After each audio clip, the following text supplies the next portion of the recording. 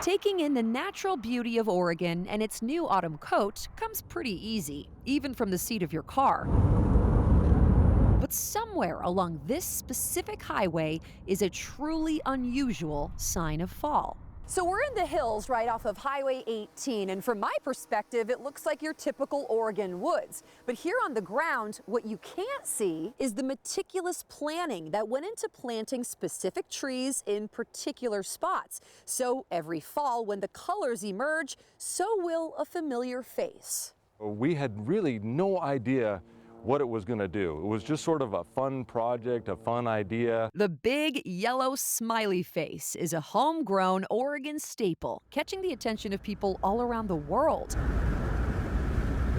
Countless travelers passing by Willamina can get a clear view of the happy hillside right from one of the busiest highways in the state. But how exactly did it get here, and why? It turns out the face in the forest has deep roots to an Oregon family.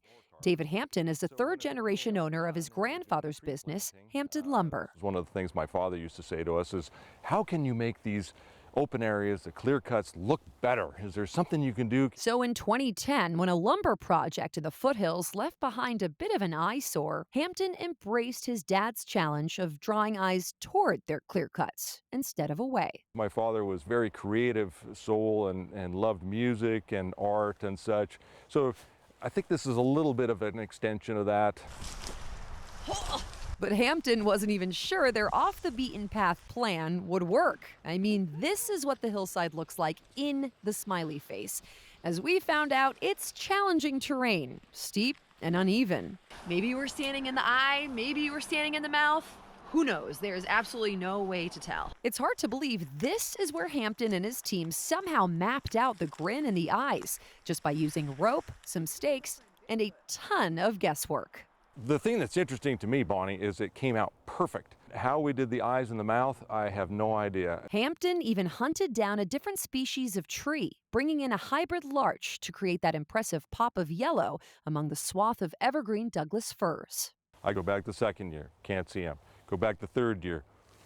Oh, there's a few of them. Oh, fourth year, and there they are. Oh, thank God, it worked. We did it. It's just been a really neat thing to see the reaction. That reaction includes fan mail from Japan and even an appearance in this road trip board game. It's a wonderful thing to have people see something that gives them such joy. And don't worry, the intriguing 300-foot wide smile will be visible for the next 30 to 50 years until the logs are harvested and processed. It could end up looking pretty funky here in a few years.